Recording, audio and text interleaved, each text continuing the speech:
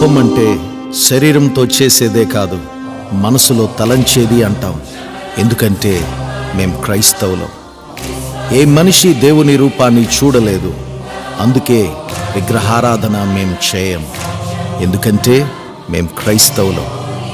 దేవుడంటే సృష్టిని చేసినవాడు.